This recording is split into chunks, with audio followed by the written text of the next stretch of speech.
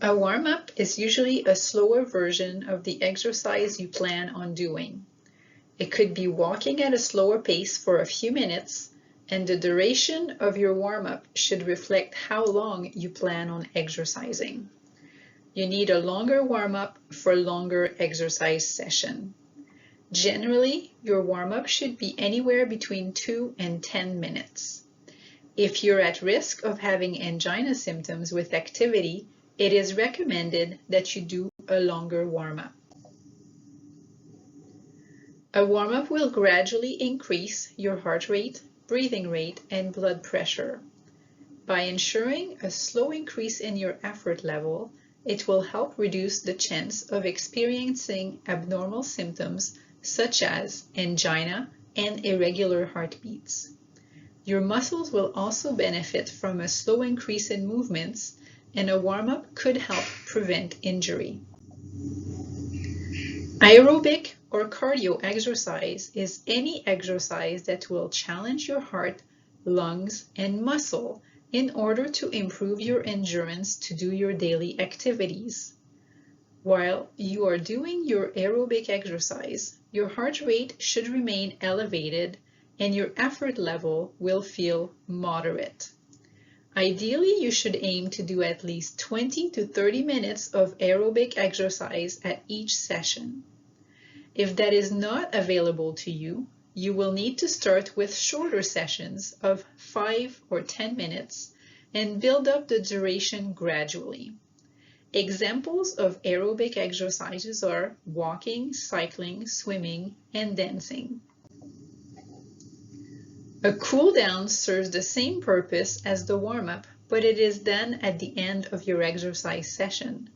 Slowing down your pace gradually over a few minutes will allow your heart and breathing rate to get back to normal resting level gradually. This will help prevent symptoms such as dizziness or palpitations. It's also a great time to do your flexibility exercise. Your guidelines for doing aerobic or cardio exercise are as follows.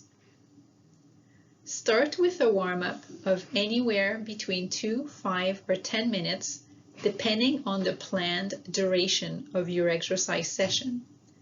The conditioning portion of your exercise session is when you maintain your effort level at a moderate intensity and your heart and breathing rate will also stay elevated. Since this is when you are improving your fitness, it is important to maintain this effort for a sustained period of time. Start where you are and gradually increase the duration so you can reach at least 20 to 30 minutes per session.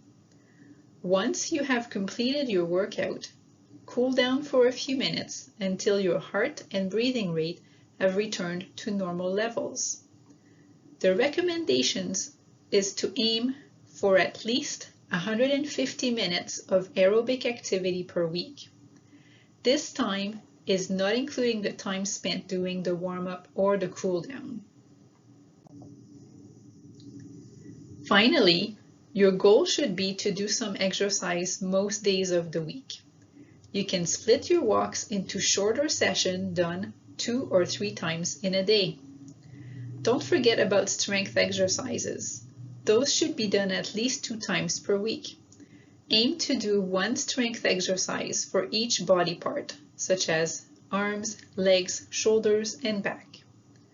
Start with 10 repetitions and gradually increase as you get stronger. You can use the Rating of Perceived Exertion scale to monitor your exercise intensity.